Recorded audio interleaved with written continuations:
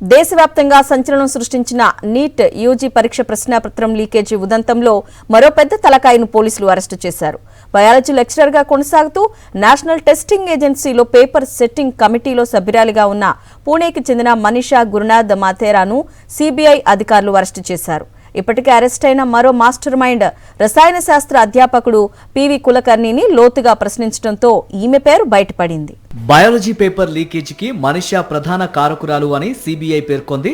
ఆమెను ఢిల్లీకి తీసుకొచ్చి పోలీసు ప్రధాన కార్యాలయంలో విచారించి ఆమె నేరాన్ని నిర్ధారించుకున్నాక అరెస్టు చేశారు. నీట్ యూజీ పరీక్ష ప్రక్రియలో ఈమె భాగస్వామిగా ఉన్నారు. ఈమెను సబ్జెక్ట్ ఎక్స్పర్ట్ గా గతంలో ఎన్టీఏ నియమించింది. పేపర్ సెట్టింగ్ కమిటీలో ఉండడంతో ఈమె బాటనీ, జువాలజీ ప్రశ్నాపత్రాలను నేరుగా పరిశీలించే అధికారం పొందారు. ఆ అధికారాన్ని దుర్వినియోగం చేసినట్లు తేలింది.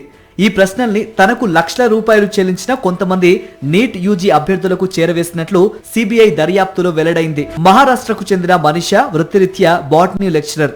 పూణేలోని modern college of arts and science, commerce కాలేజీలో పనిచేస్తున్నారు. 5-6 ఏళ్లుగా ఎన్టీఏలో పనిచేస్తున్నారు. ఈ ఏడాది నీట్ యూజీ ప్రవేశ పరీక్షకు సంబంధించి బాటనీ, జువాలజీ విభాగంలో రావాల్సిన ప్రశ్నల రూపకల్పనలో భాగస్వామిగా ఉన్నారు. ఆయా ప్రశ్నాపత్రాల తుది రూపకల్పనలో పాలు పంచుకున్నారు.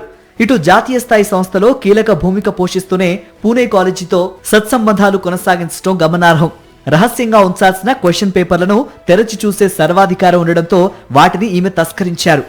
ఈ పరీక్ష రాయబోయే అభ్యర్థుల జాబితాను వాంగ్మరే అనే మరో నిందితుని ద్వారా తెప్పించుకుని వాళ్లకు ప్రశ్నలు, వాటి ఆప్షన్లను పూణేలోని సొంతింట్లో ప్రత్యేక కోచింగ్ క్లాసుల పేరిట అందజేశారు. వాంగ్మరేను 4 రోజుల క్రితమే సీబీఐ అరెస్ట్ చేసింది. ఈ బాటనీ, జువాలజీ ప్రశ్నలు, వాటి ఆప్షన్లు, జవాబులు అచ్చుగుద్దినట్లుగా 2026 నీట్ యూజీ ఎంట్రన్స్ బయాలజీ పరీక్షలో వచ్చిన ప్రశ్నలతో సరిపోతాయని సీబీఐ వెల్లడించింది. పేపర్ సెట్టింగ్ కమిటీలో అంతర్గత వ్యక్తుల మొదలు మధ్యవర్తులు, అభ్యర్థుల దాకా అన్ని స్థాయిలో పకడ్బందీ నెట్వర్క్ ద్వారా ప్రశ్నాపత్రాలను లీక్ చేశారు. కులకర్ణి, వాంగ్మరేలను 10 రోజుల పాటు సీబీఐ కస్టడీకి అప్పగిస్తూ శనివారం ఢిల్లీలో సీబీఐ ప్రత్యేక న్యాయస్థానం ఉత్తర్వులు ఇచ్చింది. ఈ ఉదంతంలో ఇంకెంతమంది సూత్రధారులు, పాత్రధారులు దాక్కున్నారనేది కనిపెట్టి సంఖ్యలు వేసేందుకు సీబీఐ విస్తృత స్థాయిలో దర్యాప్తును చేస్తోంది. గత 24 గంటల్లో 6 వేరువేరు ప్రాంతాల్లో ల్యాప్టాప్లు, స్మార్ట్ ఫోన్లను సీజ్ చేసింది. డబ్బులు, ఆన్లైన్లో లావాదేవీలు జరిగిన కొన్ని బ్యాంకు ఖాతాల వివరాలు, నేరపూరిత డాక్యుమెంట్లను సేకరించింది. వీటన్నింటి మధ్య ఉన్న సంబంధాలను అధికారులు విశ్లేషిస్తున్నారు. వాంగ్మరే ద్వారానే ప్రశ్నల్ని కులకర్ణి ఇతర అభ్యర్థులకు చేరవేసినట్లు గుర్తించారు. ఢిల్లీ, జైపూర్, గురుగ్రామ్, నాసిక్, పూణే, అహల్యానగర్లలో మొత్తం 9 మందిని అరెస్టు చేశారు.